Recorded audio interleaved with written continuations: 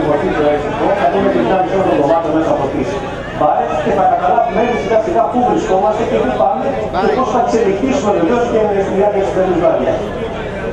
Λοιπόν, θα έλεγα ότι εδώ θα μπορούσαμε να πούμε, πέστε μου, μετράτε μου χρόνο. Ανάποδα, θα αρχίσω να μετράω εγώ. Σε δευτερόλεπτα πάμε, τώρα πόσο είμαστε?